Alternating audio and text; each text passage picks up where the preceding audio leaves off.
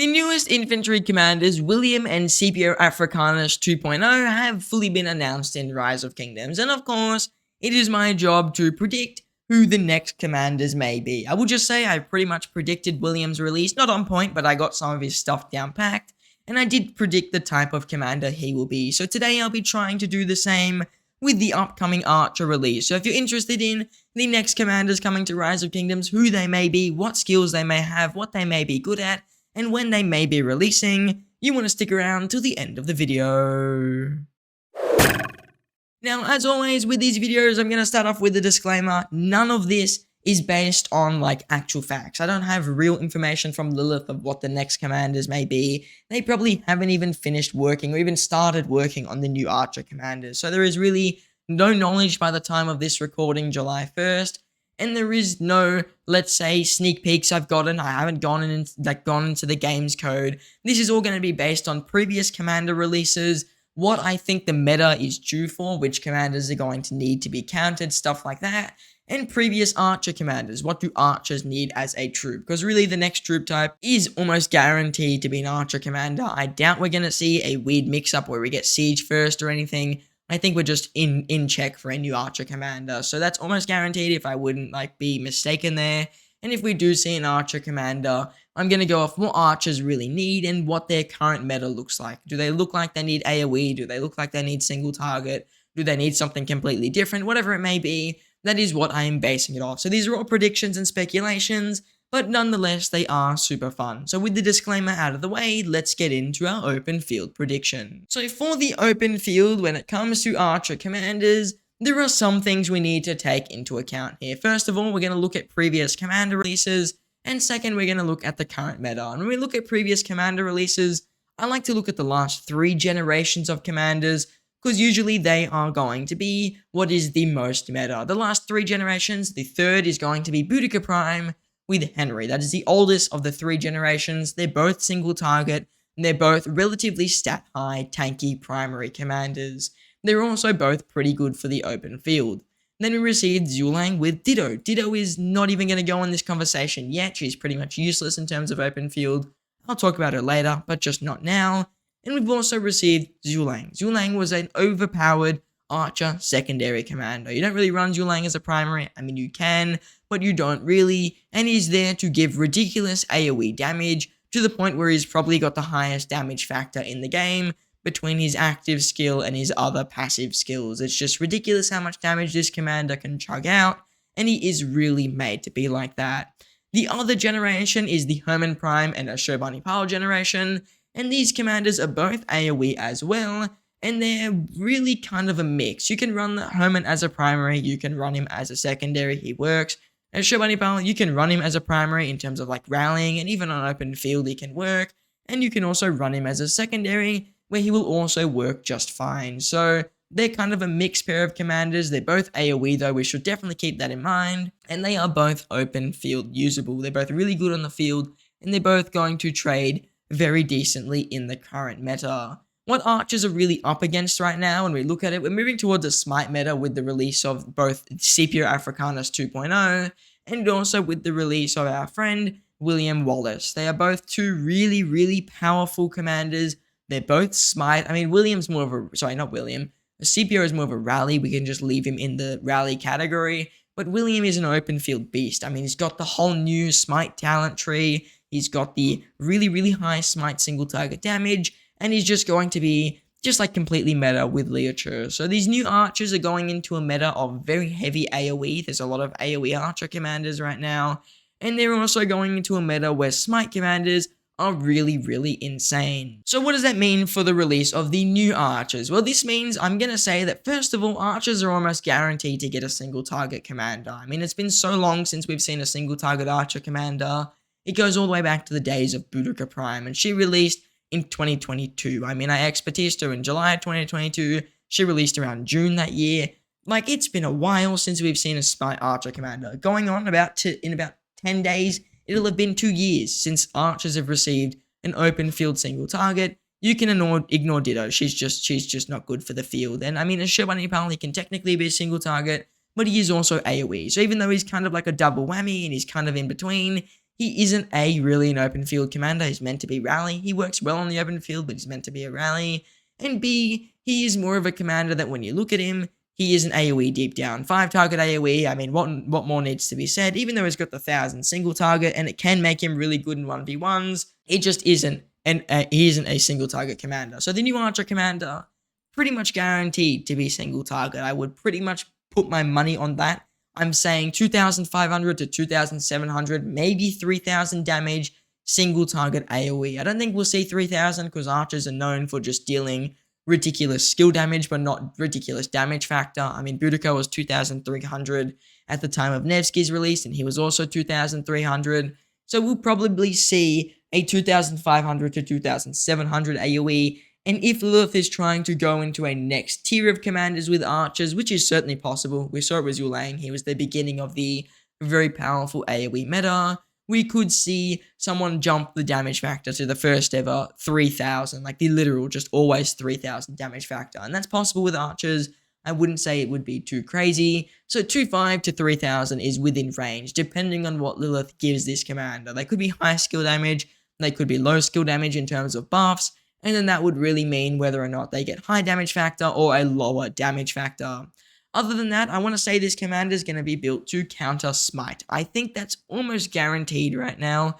There is no commander in the game that really counters Smite. There's no one with really massive normal damage reductions in terms of, like, on the open field. Even archers especially, who are meant to counter infantry, none of them have a normal damage reduction. Yulang doesn't have anything.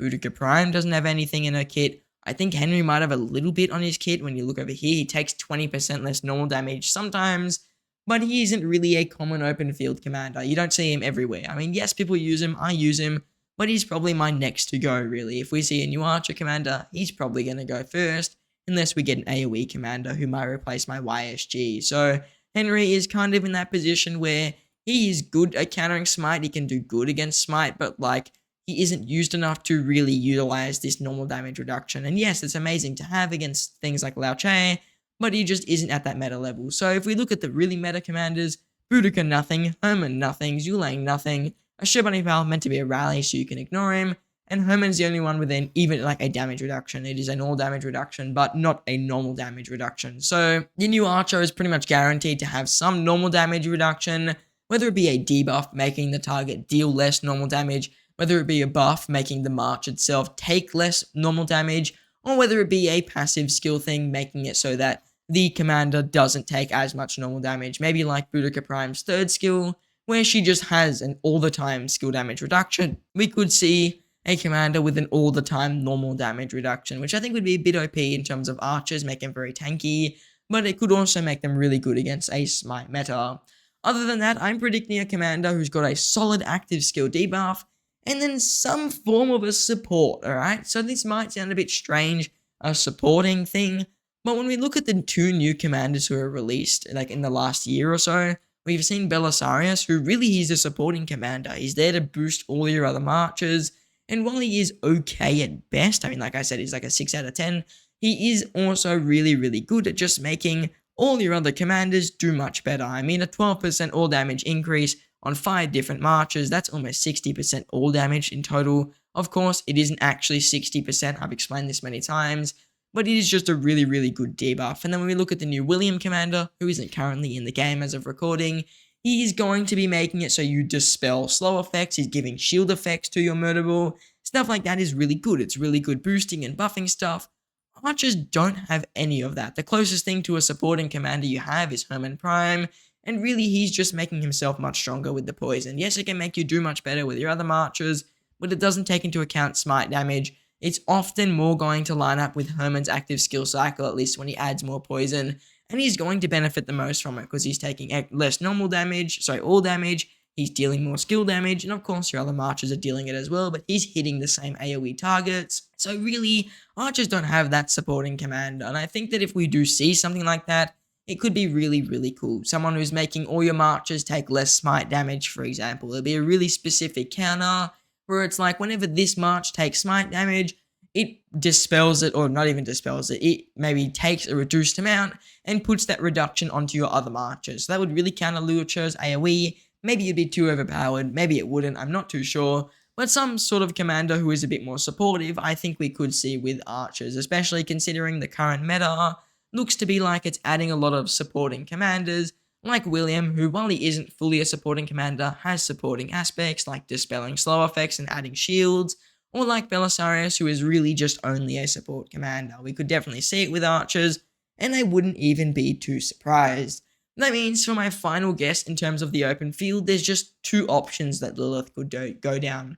We could see a commander similar to Boudica Prime, someone who is really out there to just make the one march really powerful, something that's just going to be absolutely meta. Everyone invests in them because they are so good. So someone probably with 3000 or so damage factor and making it so the target deals less normal damage. So I'm guessing we could see a commander like Boudica Prime, 3000 damage factor active skill, and then the target reduce the damage, the normal damage a target deals by around 20 to 30%. That is certainly possible, and it'd be a really good active skill debuff.